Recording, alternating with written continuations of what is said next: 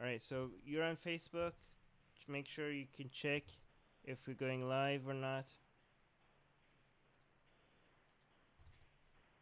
Not here. We have to go here. All right, let me know if we're live. Okay. I think here. Let me see. All right, yeah, I see we're live on YouTube. On Facebook, I think what needs to happen is that it has to make me click the. Oh, yep, I see it. We're almost live on Facebook. Facebook seems to be a little bit behind. Can you check if my audio is showing up on YouTube? Can anybody, and also if people could just comment on YouTube, just so that I can know that this is my microphone is working and everything else is working. I'm gonna pause this right here. Hopefully. All right, this is great. Actually, I can see we're live on both Facebook and on and Facebook and YouTube at the same time, which is incredible. All right. Okay. So, hi Ellie. Hi, Armin. All right. Are you able to see on YouTube and Facebook that we're live? Do you have those in front of you? I do. All right, just great. All right, so we're covering 10 more articles today, right? For we're covering news. This is the second time we're doing this. I'm hoping that this time the Facebook comments do show up. So if people could comment, so I can see if it's working or not. If not, then I don't know what the fuck to do anymore. I have tried different methods, but I think the YouTube comments will show up as soon as somebody comments. But Facebook, I'm not very sure. Let me know, Ali, if you see a Facebook comment, so I can check if it's coming up or not. But anyways, we have 10 news. Sure will. You have 10 news articles to cover for today. Your audio is at least fixed for this time. Last time we were having audio Yay! problems. All right. So what's the first news? So first up in our news is starts off in Utah with the Church of Jesus Christ of Latter-day Saints wanting really hard. They were pushing to get a bill passed that would make it illegal to secretly record people without all parties knowing about it. And obviously we know that there was an issue with that with their last Mormon prophet. So they were pushing really hard to get this bill passed. And that's kind of where the news started off on this one. But they did update it to let us know that it became obvious very quickly that the people of Utah did not support the bill. They had calls, emails, and texts pouring into their legislators' offices, strongly opposing the bill.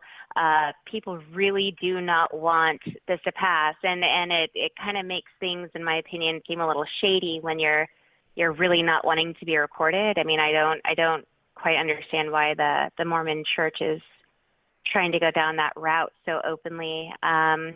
Wait, so what right now, what's it? What interviews are recording? Interviews with? Sorry, I was checking the comment. Interviews with who? That's okay. Interviews with church leaders, like church prophets. Remember Jeff Sessions? Oh. I don't know if you knew what went on with him or not, but yeah. So the Mormon Church basically doesn't want people being recorded in Utah without all parties knowing about it. So since the people of Utah are so strongly opposed to this bill, where this stands right now is the lawmakers are still debating sending through a revised vision or not even pushing for it at all anymore. All right, so the top comment says this is likely to be unconstitutional because it creates a protected class without providing equal protection for all. Either outlaw single-party consent for recordings or don't bother wasting everyone's time. And then he went to say morons instead of Mormons, and then he crossed it over. Oh, I mean Mormons. That's kind of funny. The second comment is nothing shows how strong your belief is like having to have what you say hidden from the world. Huh. Funny. All right, I'm not very heavily invested in this emotionally. What do you think about it? I think that it is absolutely bullshit. I think that people should be able to record anyone they want to record when they want to record. And we're talking about audio recording here. Um, so yeah, like it to me definitely makes them look like they're being shady. They don't want to be recorded without knowing that somebody's recording them.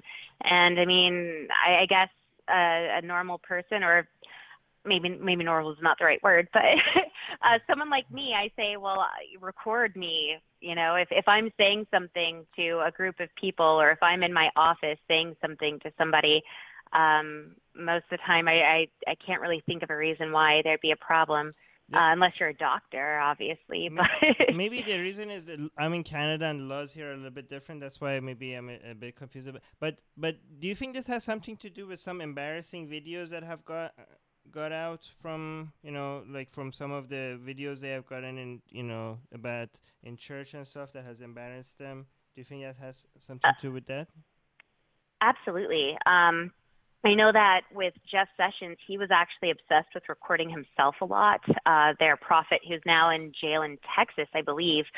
But he used to like to record himself a lot, and people got a hold of that audio. And I know that they kind of feel a little jilted about recordings after all that was put against Jeff Sessions using his own words.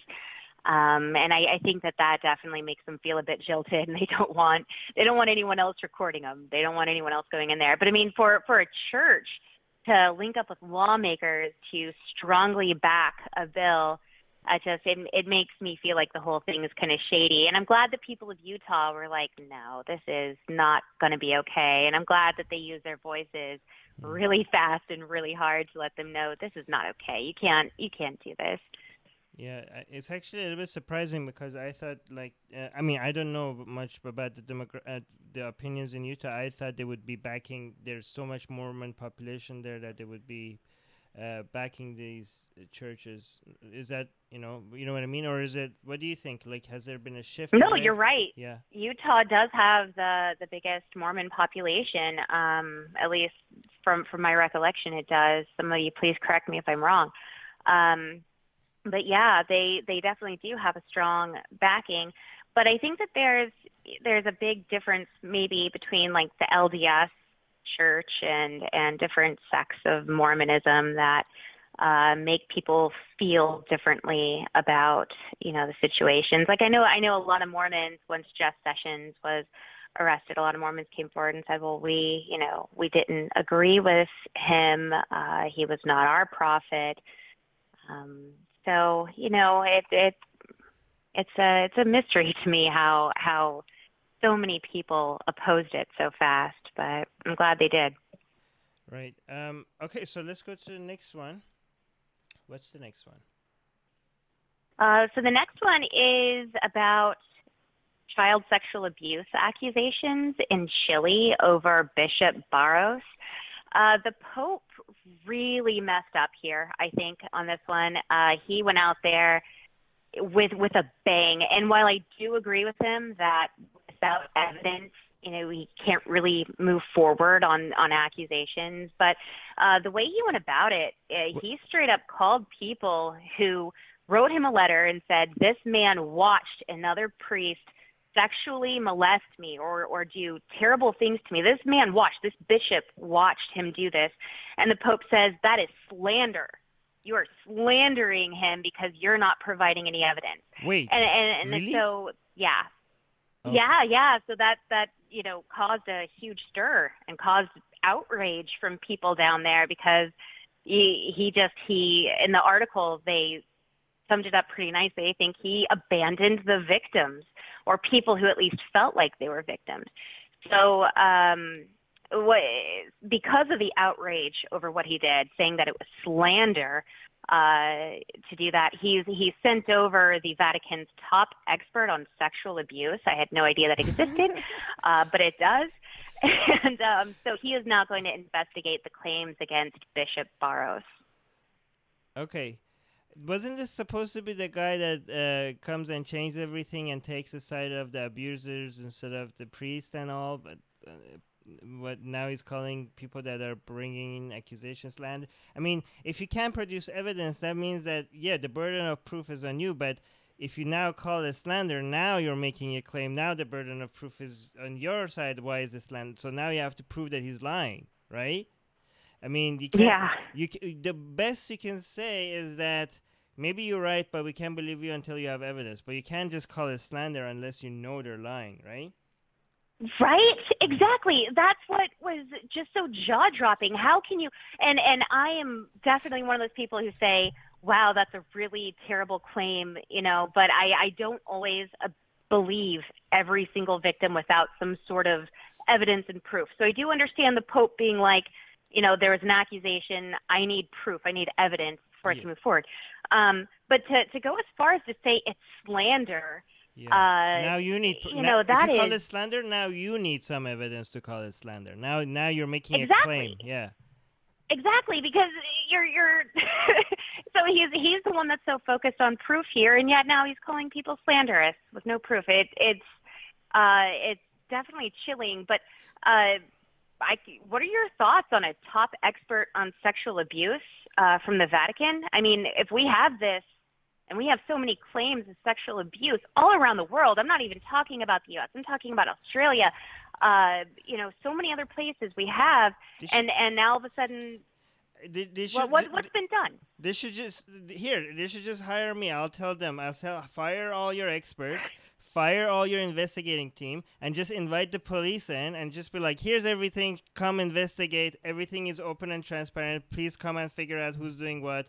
And charge them with whatever criminal, criminal charges that is worthy of them. Just, you don't need an investigating and an expert. You just need to be transparent with whoever is upholding the law over there, and just open the books and everything you have on them, and basically tell them everything, right?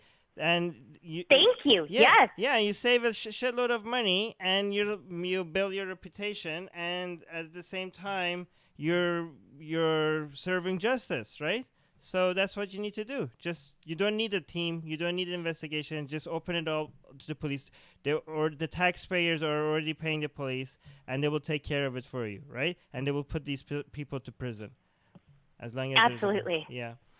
Anyways, but they're not going to do that, obviously, because there's too much money involved, and a lot of these people that are doing these things have influence. I mean, to be quite honest, the Pope, a lot of times it's kind of like when you elect the president and they make you a lot of promises, and then when they become elected, they realize that they don't control all the everything, right? There's a deep bureaucracy behind the scenes, that there are different people that have different levels of control, and you can't just come and fuck everything over and change everything, right? So every time a pope becomes pope, they might be a similar thing. They discover that just because they're pope, that doesn't mean they control everything in Vatican, right? There are powers that at play, right? But still, I mean, if you think God is on your side, you shouldn't be afraid of mere mortals, right? You should be like, this is right. I don't give a shit what happens. I'm going to do this, right? But that's right. Apparently, they're playing the same game that other politicians play. Anyways, let's go to the next news. Wait, the next news is pretty awesome. Wait, is it? Yeah, I mean, like, it's awesome that women are actually coming forward, okay. Stepping forward. Yeah, awesome. Not what's happening to them. Yeah, so the next set of news, we have women finally speaking out about being sexually harassed during Hajj. Do you want to talk about this one, Armin? No, you go ahead. This was a surprise to me as well. I thought this would be one place that this was not happening, but religion always keeps shocking us with news stories like this, right? But go on. Yeah, definite though. So women were actually scared to come forward because they didn't want to hurt anyone's religious sentiments. And they also were scared to come forward because they didn't think anyone would care or believe their stories. But women are stepping forward and saying, look, going to Mecca, my pilgrimage to Mecca was supposed to be this beautiful thing that I was going to remember forever, and it's supposed to be so special to me. And when they get there, they end up being sexually abused. And or sexually harassed. We're talking some women are feeling men trying to pinch their butts. Some women are actually feeling let's men. be more clear. This is not just in Mecca. This is during Hajj, right? So it's one thing if you're in the city where the Kaaba is and there are some people there. It's another thing when you actually go see the house of God, when you're doing your seven circles around the Kaaba, and people inside that are there supposedly to purify themselves. I mean, you have to understand the people that go there, these are people that really take Islam seriously. They spend a lot of time and money and effort to actually come here and purify themselves. This is supposed to be the travel that you come and basically forgive all your sins, and after this, it's as if you're a newborn again with no sin. And during the Hajj, inside the Hajj, I heard some girls I saw some videos of these people speaking out. They are men that come actually, they apparently are not wearing any underwear. I don't know if they're not supposed to be wearing underwear. They just have this thing over them, this robe over them. And they're just rubbing themselves over these girls and stuff. And they are imagining these poor little girls that are coming here and they're thinking like, oh, this is going to be the highlight of my religious life and I'm going to get close to God, and you're feeling so spiritual, and then I don't know, it's so disgusting. I don't think this is what they expected, right? And I don't think anyone would expect this. And you get that experience right next to the house of God, and you think this is the holiest place on earth and the most purest place on earth, and you're now feeling another man's dick and rubbing on you on purpose. And I think for a lot of people this is so traumatic, right? Especially for these women, right? Like that's happening right next to the fucking house of God. And honestly, because I come from a Muslim background, I know I shouldn't have been shocked, but I was shocked that people do this during Hajj. So I'm thinking some girls that have been through this experience, or some people that know better than me, think that I'm so naive to be shocked. But I was honestly shocked by this news. And then when I saw the videos, I was shocked, but I was honestly even more shocked that these women came forward. To be honest with you, it took a lot of bravery on their part, I think. So that I don't know. I just feel terrible for them. Yeah, I mean, this is one place. Okay, let me see the top comment. Why can't we just make prostitution acceptable and legal activity? I don't think that's very relevant to this. Men would just pay for sex, no need. Well, in Shia Islam, they have this. You pay somebody for temporary marriage. So I don't know if that's relevant. What do you expect? Yeah, this guy. Of course, that's. Why didn't that surprise me? Well, it surprised me. I don't know. Oh, fake. Oh, this guy. This doesn't shock me. Some Muslim guy probably saying this is fake.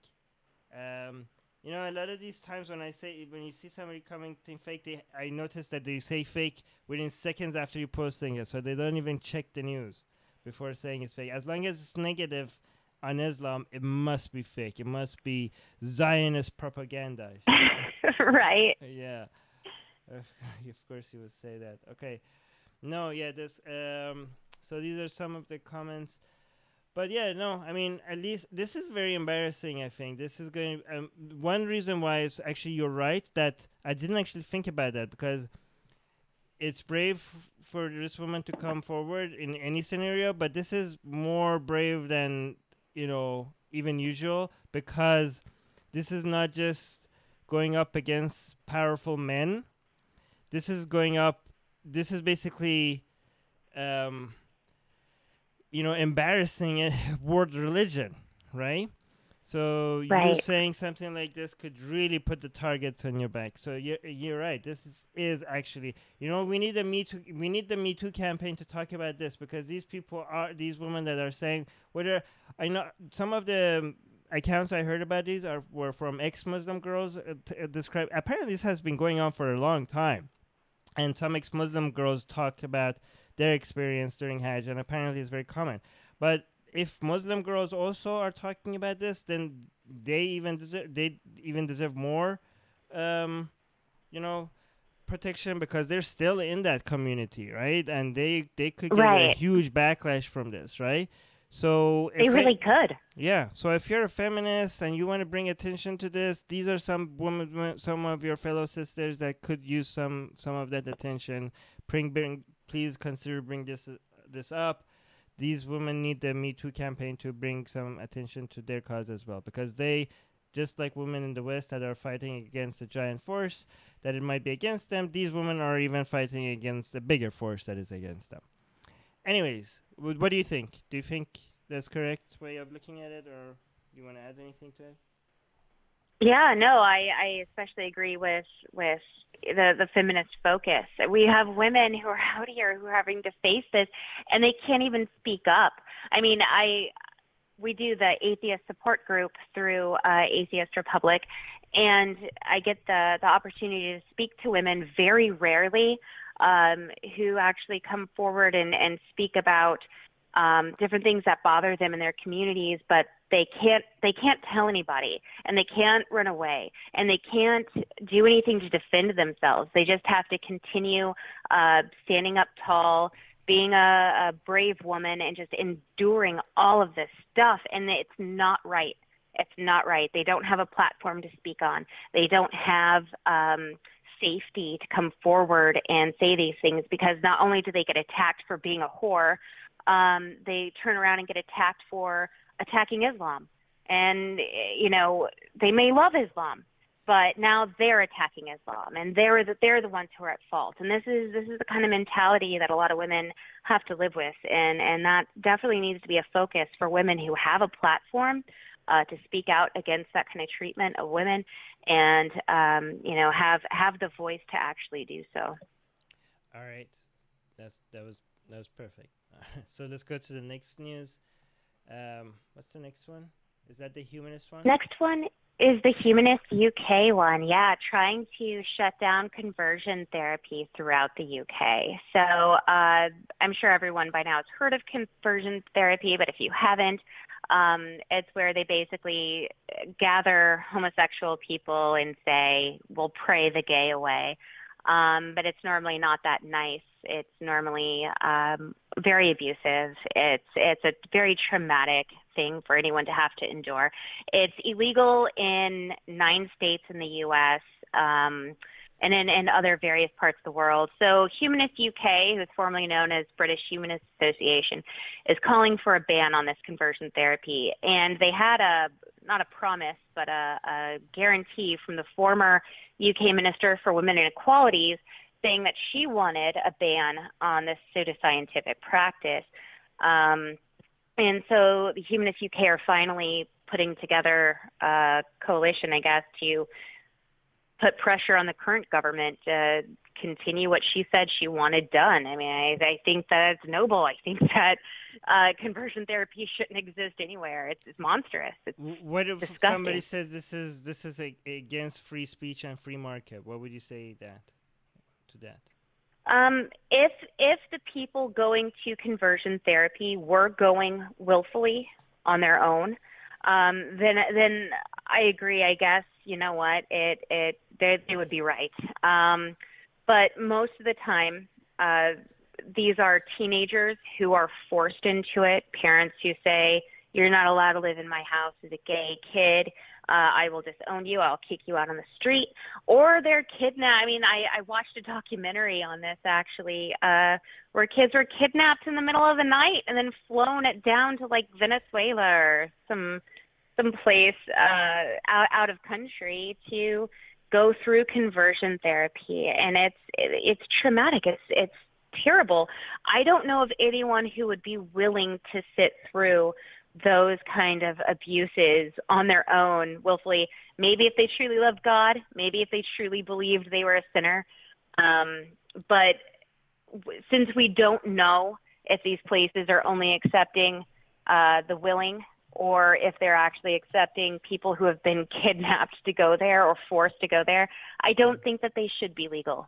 Well, I guess there's 2 legal issues. I don't know. I'm not a legal expert, so anybody please clarify in the comment what do you think. But I think first, if there shouldn't be anyone underage going there, right? I guess child protection people could get involved. I don't know what the terminology is for that. But also, false advertising, I guess, right? Because if you're like, if I sell you a drug that promises to cure cancer, and if it doesn't, then that's false advertising, and that's not protected under free speech, right? That's like that's conning people, right? So I guess if this does when something like this that doesn't work should be the same as conning people and taking their money away for selling them a drug that actually doesn't do anything, right? And if it's actually potentially harmful, then it's kind of like selling poison, right? So free speech doesn't protect people from promising something where we could demonstrate that it doesn't, right? Like it doesn't deliver on the promise. I think that's already a law, because even the first comment, somebody actually talks about this. Only in the U.S. does. So I think this person is happy with this news, but is wondering why it's not happening in the U.S. So he or she is saying only in the U.S. Freedom of speech mean that every crazy idea should have equal airtime. Honestly, I don't think I do think not equal. I mean, I don't think we get to decide that every crazy idea should have equal airtime, but I don't want anybody to also limit an idea because they think it's crazy. But I do think that when it comes to actually practicing, a business and delivering a service to people in exchange for money, then the law can get involved. Not when you're actually spreading crazy ideas. I think you should, if you limit people's free speech on that, then you actually will end up helping it grow faster. But this is different. This is not just speech. Most other democracies rightly limit the influence and airtime of pseudoscience and unproven theories. Let's hope this. Well, actually, okay. So again, look at Germany, right? In Germany, they were very strict on some speech. They made even Holocaust denial illegal. But Germany is having a comeback of white supremacy and alt-right. It's becoming more popular there. So I don't think limiting free speech. In fact, if you limit free speech, it might be becoming a growing problem that you're not aware of because you're limiting free speech. And because people, when you limit free speech, because people are not expressing those opinions, they're going to meet less resistance because they're only going to express it in where people accept it. So you're going to create bubbles where those ideas grow. But if it wasn't, maybe if they expressed it, then people would challenge it. So I don't think this first comment here is the same as what's happening here. Free speech should have any speech, even crazy speech. I think should be free for anyone to express. This is different. I think this ban should be. This is an okay ban to have because now you're not just talking about speech. You're talking about promising a service to people that actually doesn't deliver. What do you think? Yeah, and the problem is too. You brought up a very, very, very good point with child safety laws. So, if these camps are set up in the UK, they still have to abide by child safety laws. And then we get rid of all these camps in the UK. Well, then these parents, if these parents still want to send their children to these types of torture areas, they're just going to ship them off to South America or some other place where they have these camps and there are no laws protecting children.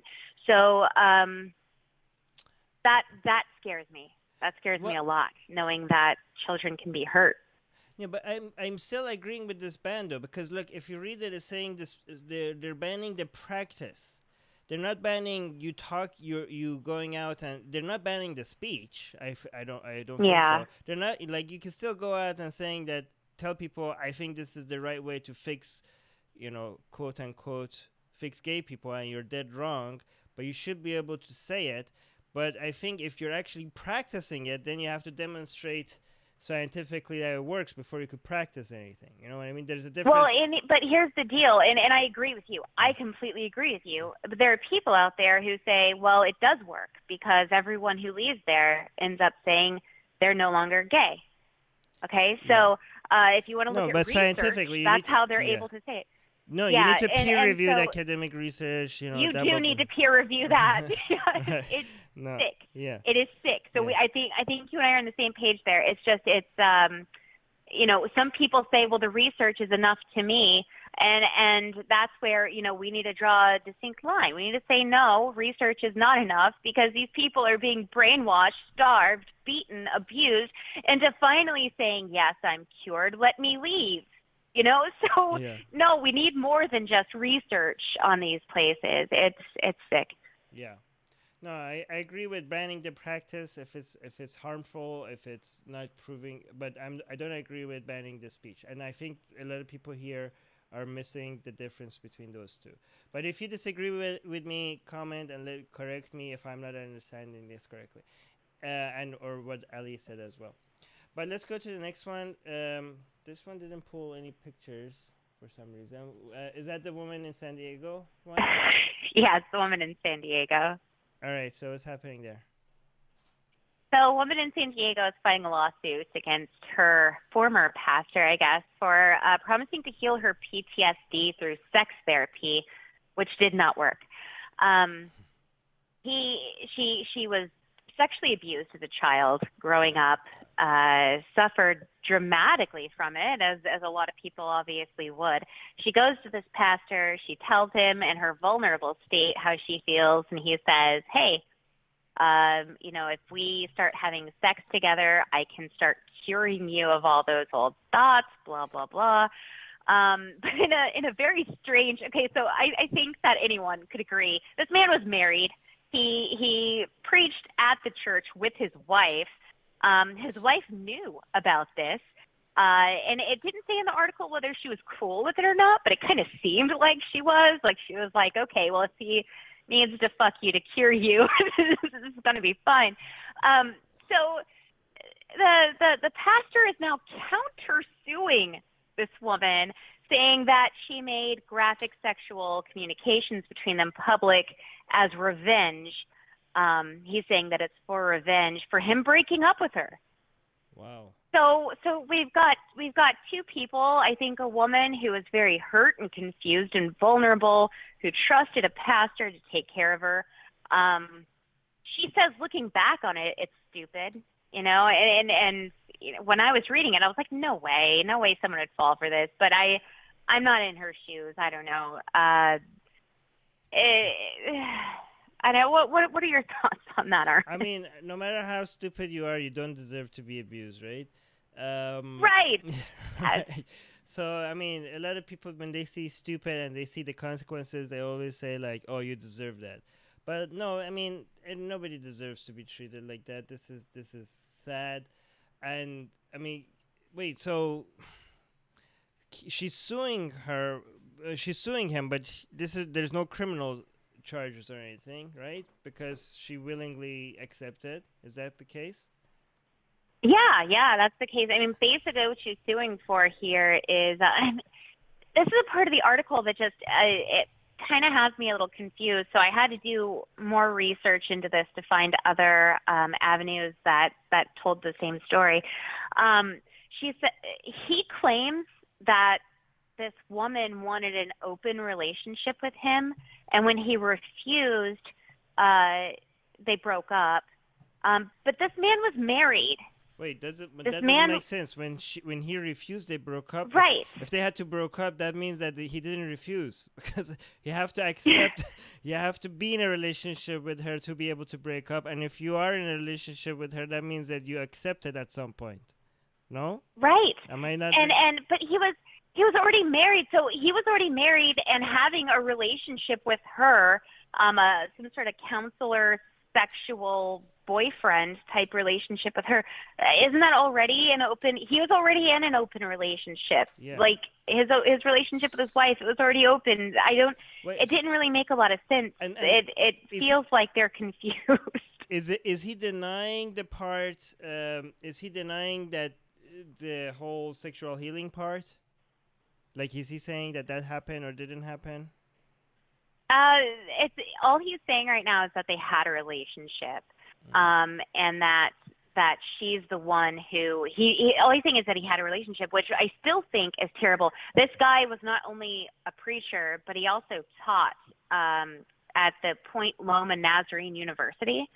And the university has come forward and said, yes, one of our teachers here has been charged or is undergoing investigation, blah, blah, blah, to make sure that he's not doing anything outside of his. But he was a married pastor. I don't understand how. No, let me explain. He could just have this relationship. No. You're an ex-Christian. You should know how this works. As a Christian, you get to do whatever the fuck you want, and then you be like, "Oh, Jesus forgave me," and then you're all good, right?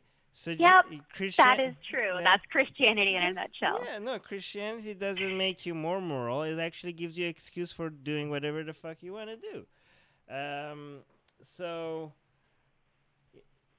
So let me see the top comments. So she was familiar with sex, agrees that it was consensual and ongoing, had exchanged nude photos and was keeping it secret, and it's only after that it ended that decided to accuse him of abuse. Really?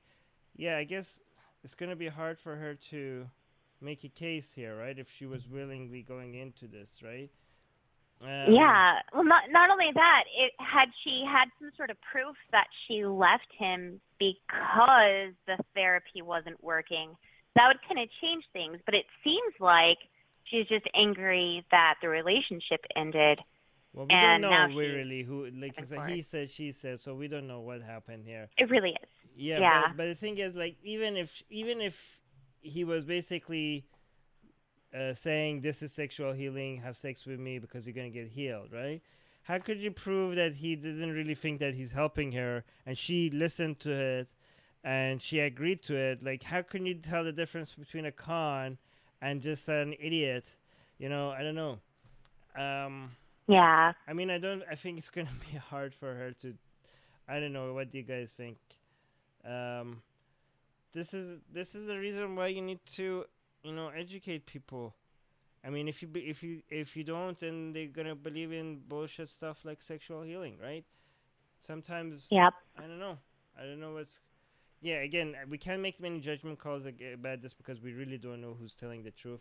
And even if she is telling the truth, I don't know what kind of case could she have against him if she's already admitting that she went into it with full consent, right? Yep, that's right. Yeah. Anyways, but if he did promise that this is kind of like a very sleazy kind of way to get to him and have, for you to, I kind of think that she's telling the truth because if you're kind of, this is very embarrassing to admit that you actually fell for something. Yeah. I don't know, but I feel bad for her if she actually fell for it. Anyways, guys, I do too. I think some people are gonna get angry. So I must have said something here that is gonna make someone angry. But if you're angry, leave a comment and tell you why I'm being an idiot. Anyways, what's the next one? Let me close this. So the next one is a religious not a religious study, just I guess a study on religion from Society and Mental Health. They wanted to see between a group of 4 people who suffered with depressive symptoms the most. So they separated 4 groups of people who had no doubts of leaving the church, loved church, believed in God, everything was great, and people who still remained with the church but didn't really believe anymore, people who were never affiliated with the church, and people who left the church flat out. So we have these 4 groups. Was one of them people that were still in the church and didn't believe? Is that one of them? Oh, is that a big group? And it's that group. It is that group right there, Armin, that they say suffers the most from depressive symptoms. And I can see that. I really can. Having to see other people who are still happy. I mean, I was religious, and once I lost my faith, it was hard for me. I cried. I felt like I lost a father, someone who had always been with me. I prayed to a God I no longer believed in to give me my faith back. It was really people who have never really believed that strongly think I'm sound crazy, I'm sure. But, you know, we exist as a people. So once you lose your faith, but you're still going to church and you're still seeing all these people who are just happy with God, they're happy children of God, I could see that really, really hurting you. You don't have that same happiness anymore that you once had, and you haven't left the church to move on and find new happiness yet, in your lack of belief. So you're just kind of stuck. And I feel that anyone in any situation who feels kind of stuck in the mud, yeah, you're gonna feel some depressive symptoms. So yeah, and by the way, Alex is pointing at that the Facebook live feed is a little bit behind YouTube live feed. Yeah, that's true. That's always the case. But I mean, how could this? I mean, if you just give me the 4 groups, I would have expected this. But not that you know, that would be my intuition. But not that we don't need the study. We do need these studies. Just don't ever rely on intuition. But my intuition would have been that people that, I mean, these people need a community, I guess. Like, these are people like me and you. We were, when we left our religion, we were depressed. We were filled with big loss. But then eventually we found other atheists. We found a community. These people are still surrounded by church-going people, right? Like, they feel like they are. I mean, they're going into this whole charade and this you know, these things that they don't believe in, and they're surrounded by people. I mean, I go sometimes to church just to see what's going on, and then halfway through I kind of feel sick, right? I feel like, oh my God, these people are all so stupid. Yeah, but that's because you gave yourself the ability to grow. I know, but I mean, I sometimes go to church, right?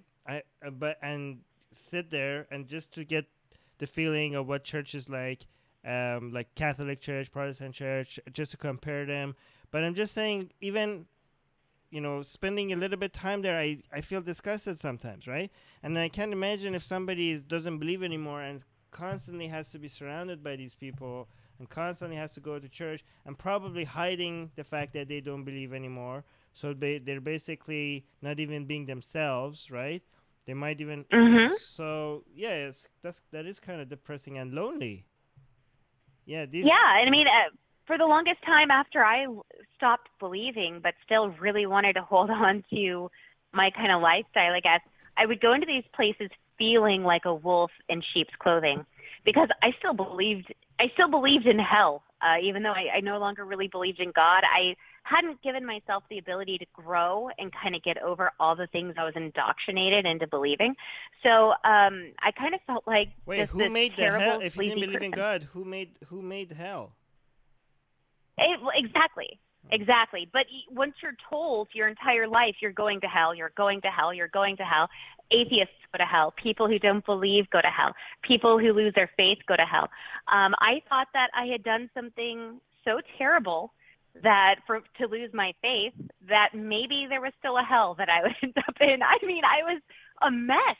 I was a mess before I found a community of other people who were like, whoa, that's batshit crazy. You can't do that. It took that. It took me going to other people and expressing to them and having them be like, of course you feel that way. You were indoctrinated to feel that way, but you need to stop. It took people telling me that to understand. So these people, I feel, are kind of stuck in a limbo. They're in church. They no longer believe, but they haven't given themselves the ability to grow and understand that some of their old indoctrinations aren't okay. They aren't real. And so they're just kind of stuck. And I can totally see how that would cause a depressive situation. Yeah, and YouTube live chat is saying, can't imagine being a non-believer and attending a Pentecostal service. Yeah, I can't imagine, especially if I had to pretend. Because at least if I go to church as an atheist, I go and introduce myself as an atheist, and at least I'm not pretending. If you have to go and pretend that you're like somebody else, that's even more. Yeah, that's sad. If you're one of those people, please reach out to us. We have an Atheist Republic. We do have a consultation service where we get to where you get to talk to people about any emotional issues that you might be having.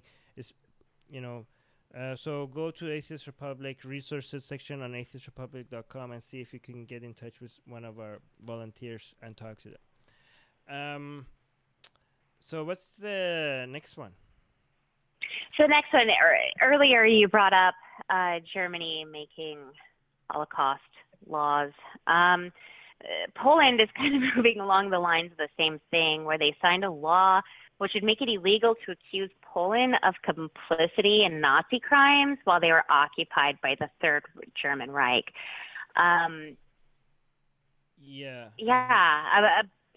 I heard this is weird. Netanyahu was talking about this. He was pretty angry. I mean, Yeah. I see that. Okay, I see their point, but not really, because this is what I see. Okay, so they call them, but their main problem is this quote unquote Polish concentration centers, right? But Yeah. But the thing is that they weren't really Polish. They were in Poland, weren't they?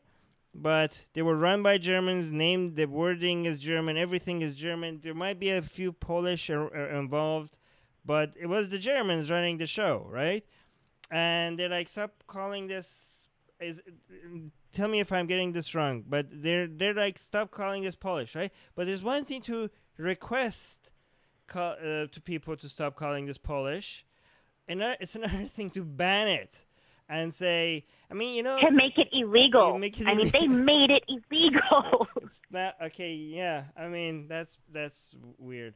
I think it's going to make more people now want to say it, to be honest. No, I mean, as long as they say they did it for artistic or scientific activities. I don't know. I'm going to make sure now I'm not in Poland. I'm going to, like, you can't control the internet, Poland, right? So I'm going to make sure I even though I know they had a point when they didn't want them to be called Polish, but I'm going to now make sure that I always refer to them as Polish concentration camp, because you can't you can't do this. Like in Russia, for example, when they tried to ban, you know, those Putin's image with the gay flag thing, right?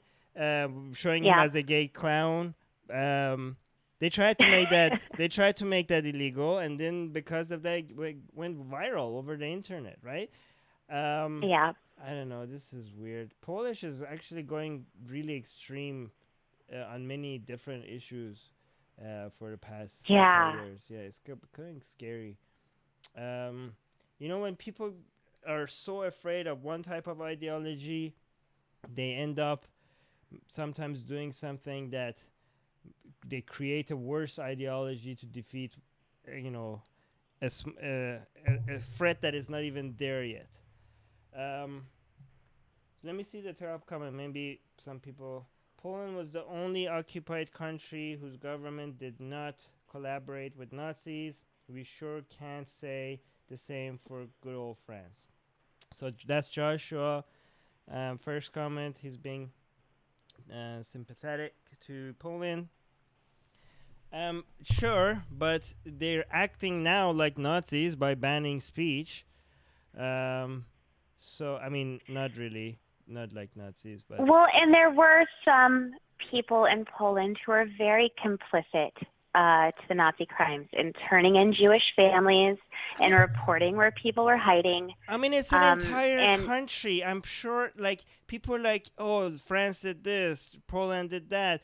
I mean, when you have an entire country and they're going over something like this, I'm pretty sure you're going to be able to find examples of horrible people, of people that were heroes in times of that you didn't expect bravery. I mean, in Germany, you're going to find, even in Germany, probably you're going to find lots of people that were sympathetic to the Jews and were embarrassed about what's happening to their countries. Some people even hiding Jews in their basement, taking lots of risks. And you're going to, I mean, you can't make judgment calls about entire countries like this. I'm sure you will be able to find examples of all sides, all kinds of people at a time of war or a time of crisis.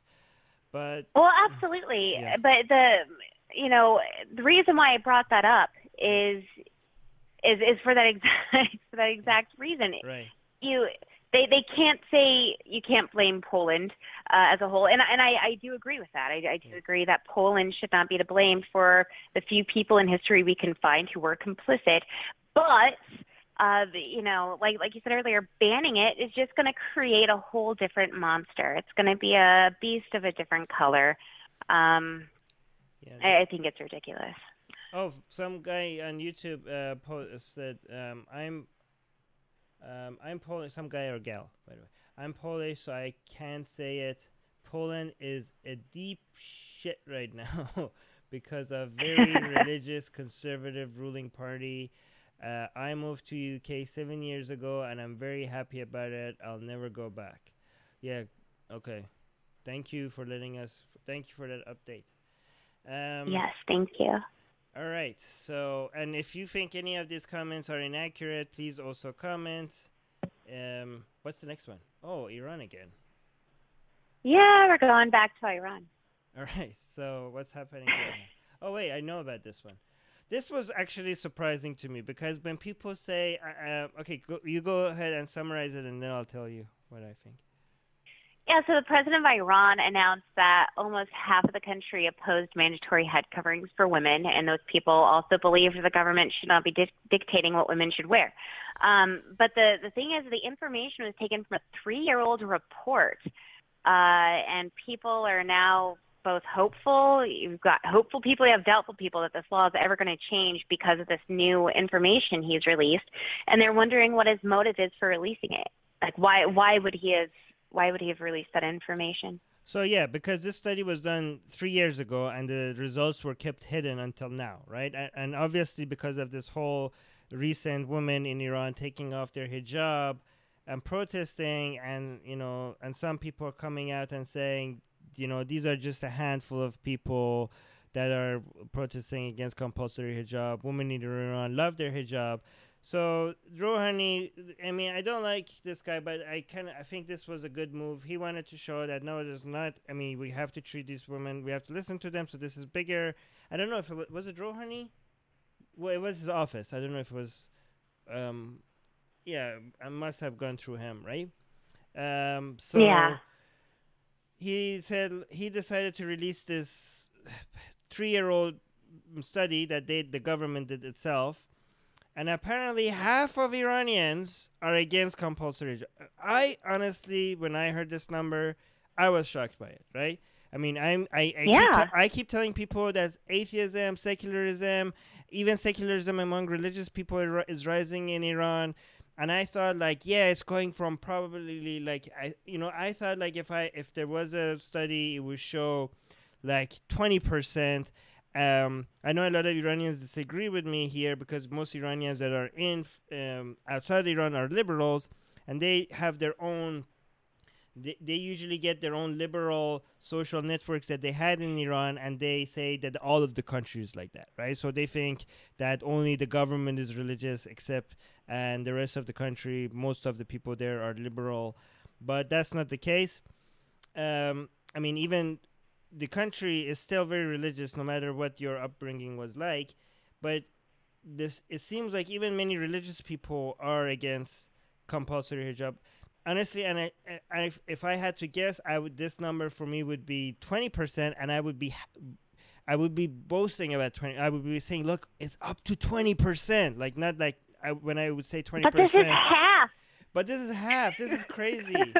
I didn't expect that half of Iranians are against compulsory hijab. This is a huge blow to the conservative government because they try to always show that no, this whole protest is foreign, Zionist, Arab. Apparently, Zionists and Arabs and Americans have gotten together and they have just handful of girls come out in the streets and are protesting against hijab, and there's nothing to see here. But this study really destroys that narrative that they have, right?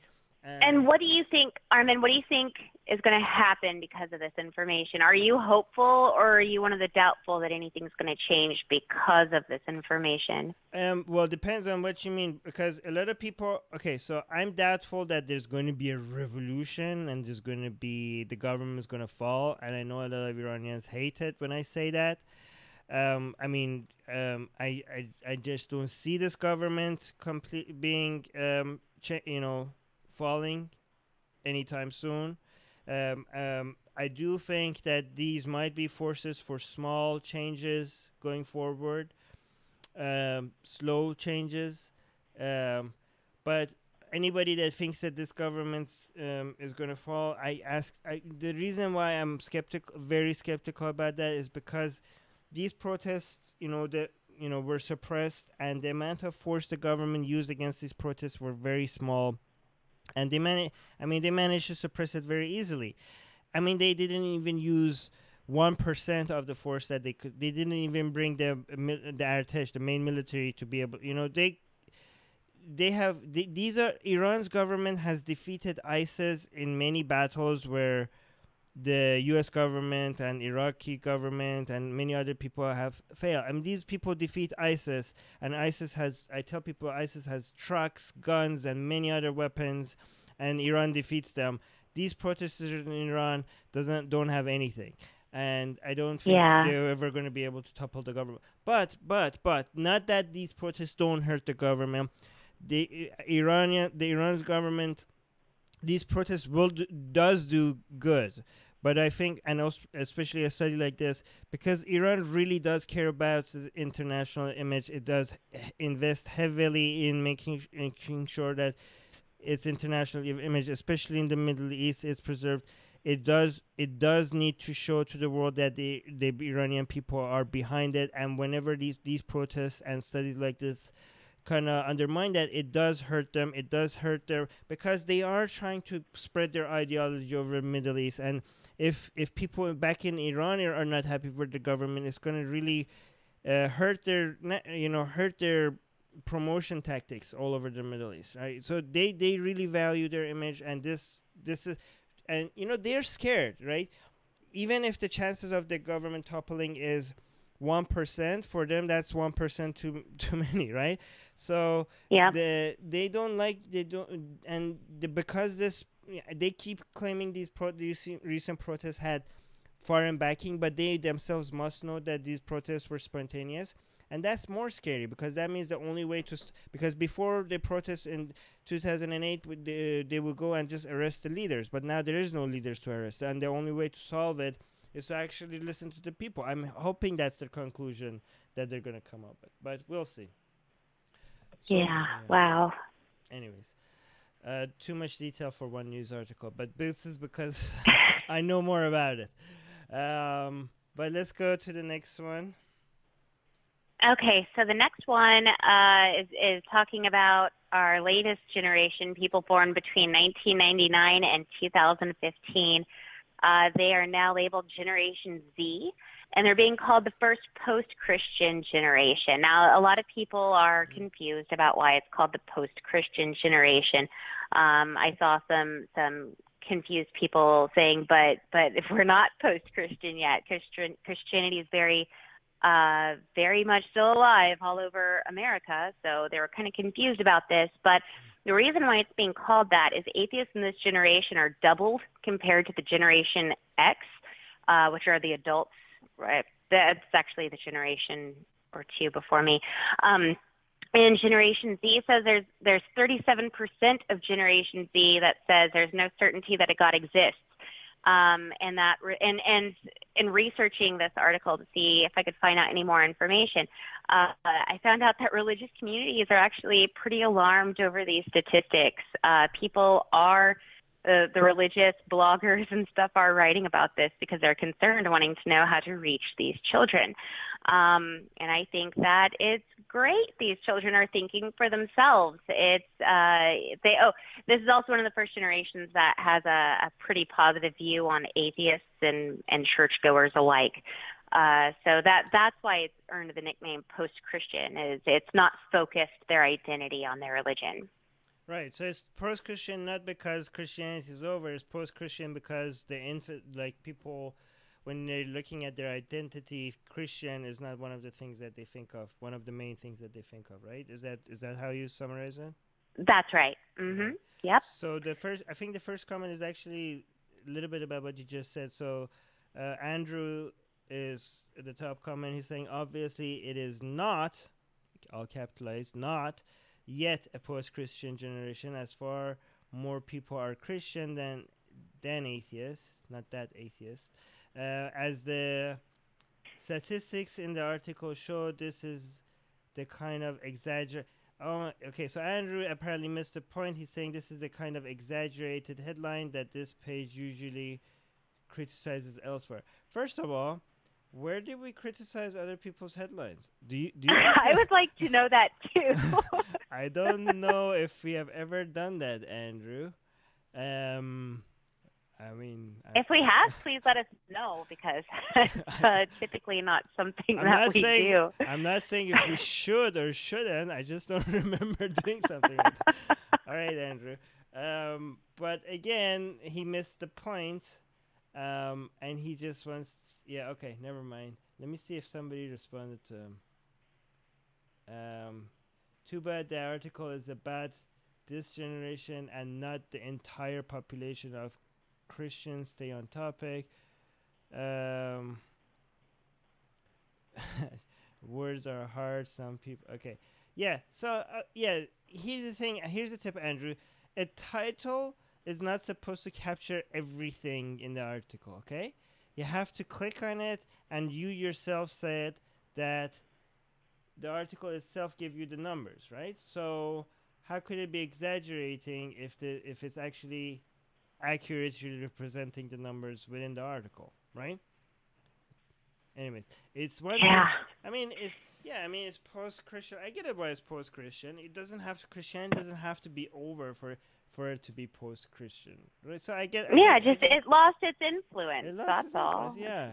It finally lost its influence on this generation, which I think is fantastic. The article mentions that when asked why they don't believe in God, they specify lack of evidence, and they don't mention Christian hypocrisy. And I think that's huge. I think that's very telling of this generation. It's not that they have any sort of ill will towards the religious. It's not like it's anything like that. They are focusing on science. To me, it brings me a lot of hope.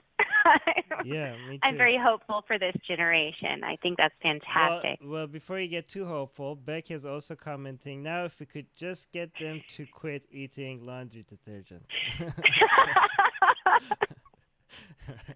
Touche. All right, that was good. All right, so what's the next one? Scientology. This is the last one. Yes, right? Scientology. This is our last one. I had to end it with our cult religion. So they've denied being a cult. Everyone knows they are very adamant about saying we're not a cult. We're not abusive to our members. As they turn right around after saying that and start abusing anybody who speaks ill of Scientology. For 6 consecutive years, they've played an ad during the Super Bowl. But since there's been so many eyes on the Church of Scientology over the past, of course, year, with Leah Remini speaking out against them so adamantly as she has her own TV show now. There are tons of documentaries coming out on Scientology. If you guys have Amazon Prime, you should check out some of the documentaries that are on there. It's booming right now, and it seems to all be saying the same thing. They're abusive. It's a cult-like behavior. And Leah Remini came out saying that Scientology continues to behave as a for-profit company rather than a tax-exempt religion. Advertising during the Super Bowl, those commercials go up to $5 million. Wow. Where did they get all this money? That's very crazy. I mean, even they're tax exempt again. Yeah. So I don't know. But didn't the ads that they play say to search them on Google? Yeah. I think that's a good idea. I don't know why would they recommend that people. I think if you actually search for them to Google, I mean, now first of all, they might have hired a whole bunch of SEO people to try to make sure that Scientology friendly pages shows up on the first page before. Oh, that's a very good point. But now that this ad is up, I'm pretty sure a lot of people are going to make sure. I mean, you spent a lot of money on this ad, and what happens after is not in your control. So now people are going to use the destination that you give them, which is the first page of Google, to make sure that you see the truth. So it's I mean, I think you're right. I just want to let you know I just Googled Scientology. right. I'm seeing nothing bad. I'm seeing the first thing is Church of Scientology. Then you get to see some of their tweets. Then you get Scientology explained. I'm not seeing the bad stuff yet. Right. So they made sure that they hired Google experts and search engine optimization people, and they made sure, okay, first page of Google is good. Now go spend $5 million on this ad. But you shouldn't send people to a destination that you don't have full control over. You should have stick with your website. You should have just gave them a URL, because now you spend a shitload of money, and other people could now go and make sure that homepage doesn't stay always the same. Like, people could make sure, like here's what. Okay, so a page that has a lot of chance on making it to the first page is the Wikipedia page on Scientology, right? So if you're a blogger, if you're a YouTuber and you're talking about Scientology, please keep linking to the Wikipedia Scientology page, so to make sure that page shows up the #1 results for Scientology, right? Instead of their website or Twitter or whatever, right? So if you want to help make sure people get the truth, make sure that Scientology's Wikipedia, and the more you link to the Scientology's Wikipedia page, the more likely it is that it's going to show up on the first page. But I don't know. I think these people are desperate. They're losing their members. They're spending shitload of money. They're not making as much back. They are mistreating a lot of their people. This should have been in their call. We on the Secular Jihadist podcast. By the way, it's a podcast that everybody here should check. We brought the father of what's the guy's name? Miscavige? Ron? Was it Ron Miscavige? Yes, we brought his. Yeah, so we had him on our. Yeah, you should listen to him. So wait, the son is David. The father is Ron. Yep. Okay, so David Miscavige is the head of Church of Scientology. We had his father Ron on our show, and he had to escape. He was their compounds, right? So he had to. Yeah. So he was basically kept hostage. I don't know how all this shit is legal, really. Like, they have if you try to leave their church, they take you in their basements. They keep you hostage there. It's a very crazy system, and not only it's not legal, but they get away with it because they have members in very, very, very high places. They have they're not illegal, they're actually tax exempt, right? So, right. So they went beyond not just being legal. I don't know. Sometimes I look at like Iran and Saudi Arabia and like, oh, we need to get rid of these organized religions, and then we look at the U.S. and like, okay, we still haven't managed to fix this shit here. This is still legal here. What hopes do we have for the rest of the fucking planet? I don't know. Sometimes I get a little bit depressed when I see like something like this. But I'm hoping that they spending money on these expensive ads, and because they're desperate, because they're losing members, because they're not making their money back. And if you want to make sure these people die faster, please go link to their Wikipedia page. Make more YouTube videos, articles about Scientology. Go check out the Secular Jihadist episode on Ron Miscavige. His story is fucking amazing. The way he had to escape. His son was actually trying to get him killed. It was so bad.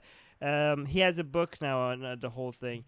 He has an insider view of the whole organization. Go listen to that episode. It's pretty good. I actually, once this whole thing is over, I'll link to it.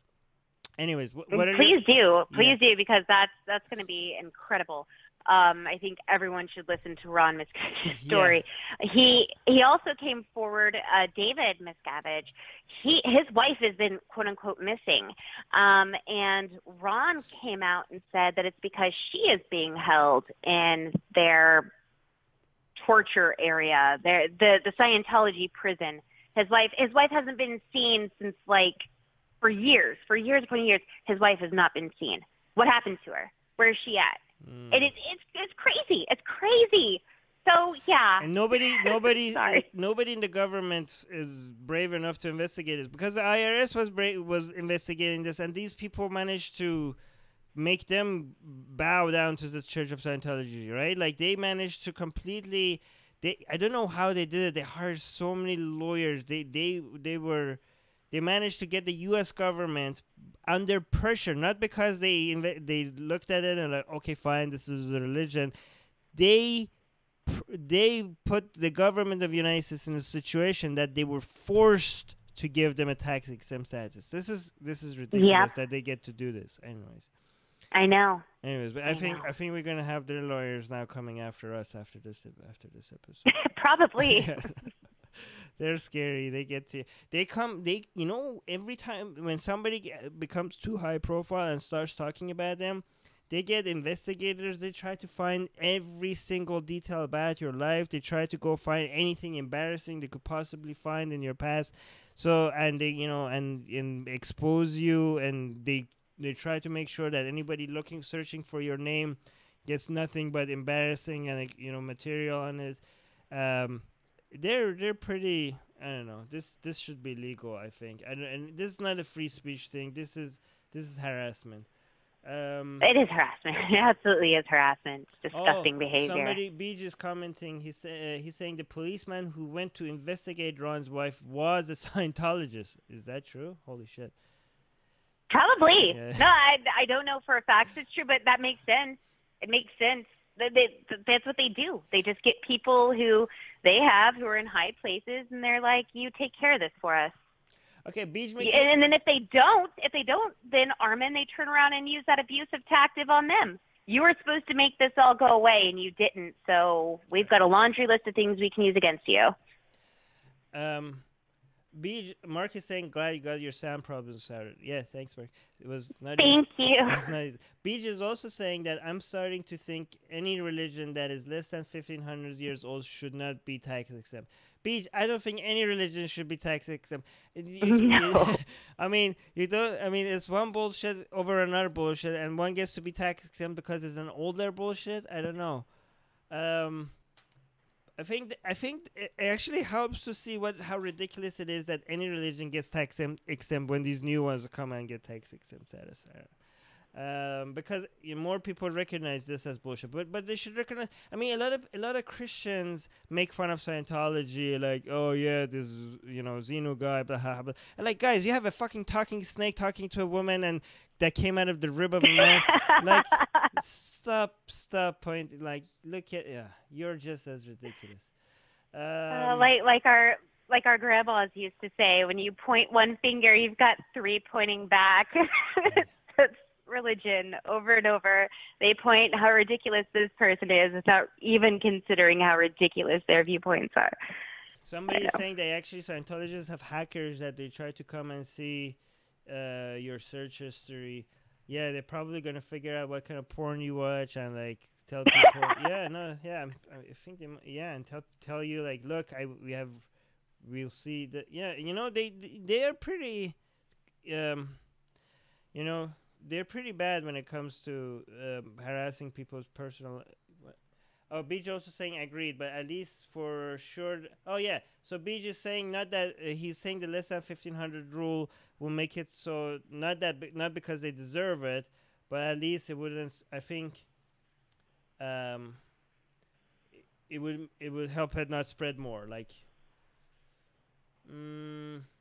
no, the ones that are less than 1,500 saying it's more provable that it's bullshit, right? But I actually think that the new ones should get tax exempt to show how ridiculous this whole idea is, right? Because then I want this flying spaghetti monster religion to also get tax exempt. I want the Satanists to get tax exempt. I want the Jedis to come get tax exempt, because I want all of these to get tax exempt. So to show how.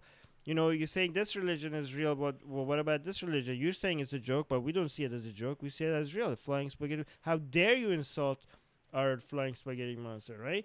I think I think it should be more relaxed, so anybody could come and say like, hey, my sandwich shop is now also a religion, so that people see how ridiculous it's holding.